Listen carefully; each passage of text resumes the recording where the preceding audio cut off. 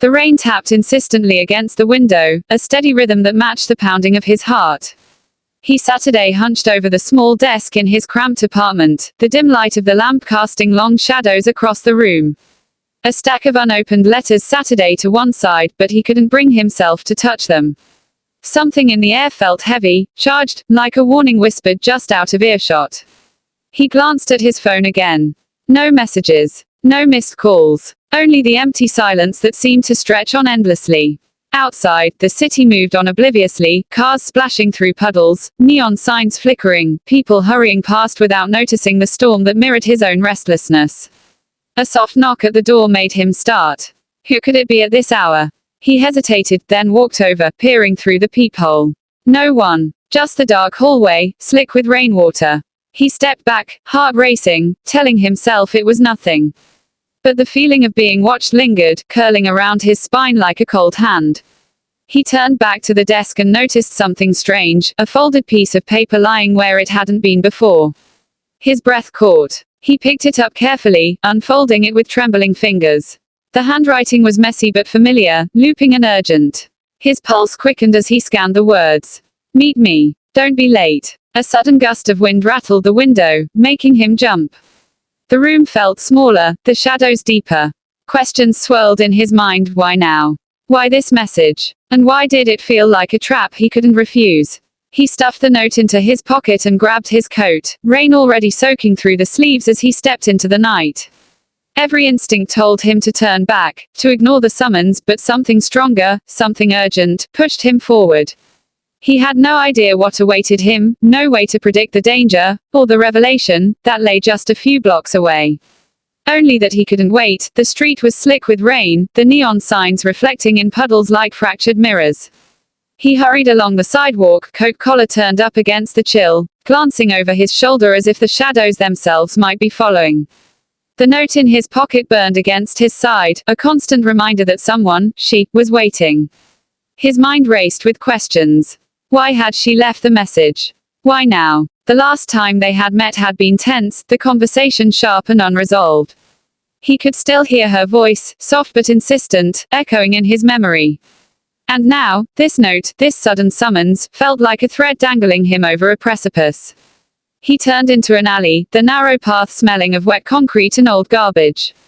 He shivered, wondering if he should turn back, if this was foolish.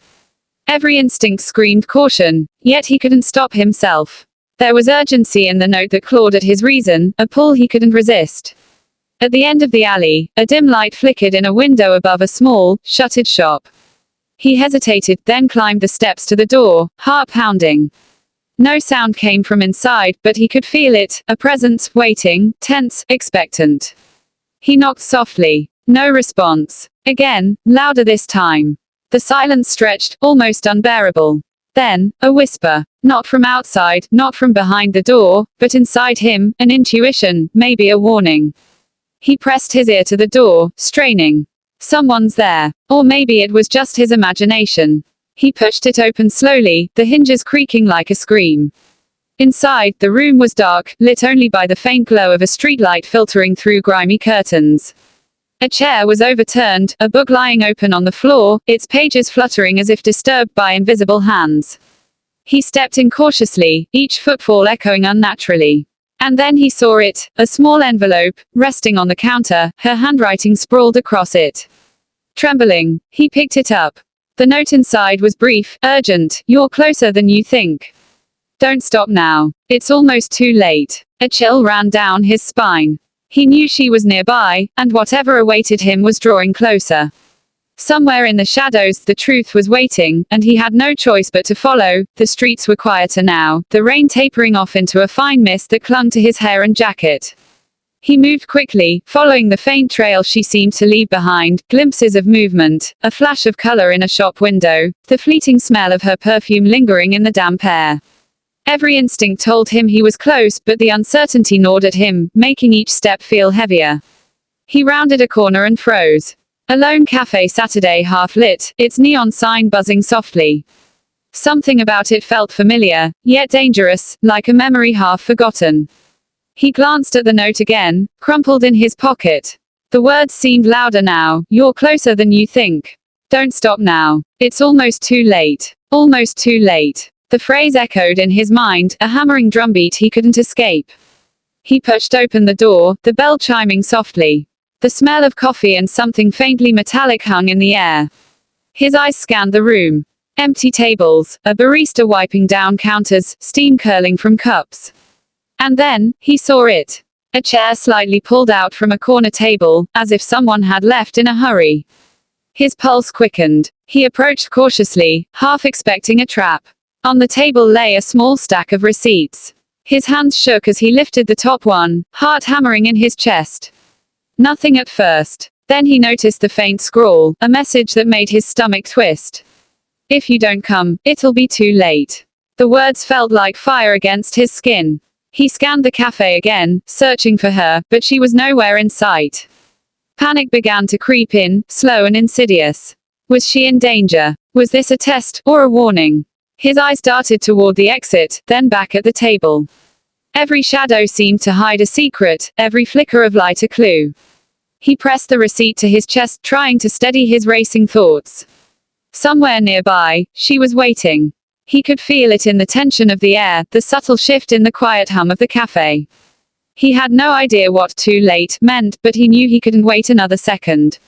With a deep breath, he shoved the receipt into his pocket, grabbed his coat, and stepped toward the door. The city beyond felt darker somehow, charged with possibility and danger.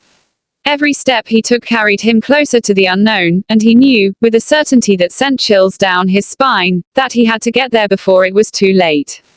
The cafe was nearly empty, the late afternoon sun casting long, golden stripes across the worn wooden floor. He pushed the door open, the bell jingling softly above him, and immediately scanned the room. A faint scent of coffee and pastries lingered, mingling with the faint tang of rain that had followed him in.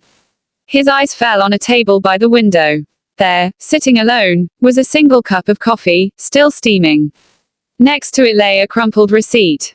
His stomach tightened as he picked it up. The handwriting was hurried, uneven, almost desperate. If you don't come, it'll be too late. The words pressed against him like a physical weight, urgent and threatening. He turned the receipt over, hoping for more instructions, but it was blank. Only the message stared back at him, insistent and alarming. A chill ran down his spine. He glanced at the street outside, expecting her to appear, to rush in with that faintly mischievous, haunting smile he remembered. But there was no one. Only the dull hum of traffic, the occasional clatter of dishes from the barista, and the soft whoosh of the espresso machine. He tried calling her number again. Straight to voicemail. His fingers tightened around the receipt, crumpling it slightly in frustration. Too late, what does that even mean? His mind raced. Was she in danger? Was this some cruel test? The uncertainty gnawed at him, each passing second magnifying the fear that he was already too late. From the corner of the cafe, he noticed movement, a shadow flickering past the door, or maybe just a trick of the light. His pulse quickened. Every nerve in his body screamed urgency. He could almost hear her voice, soft and urgent, whispering in his ear, "Hurry. Don't wait." The room seemed smaller, the walls pressing in. He shoved the receipt into his pocket, grabbed his coat, and stepped toward the door. The city outside felt colder, darker, more urgent. Each step carried him closer to an unknown that was waiting, just beyond reach, and he knew that whatever the warning meant, whatever danger or revelation lay ahead, he could not let it be too late. He pushed open the door and stepped into the fading light, the street glistening with rain. Somewhere, she was waiting. And he had to reach her before the moment passed forever.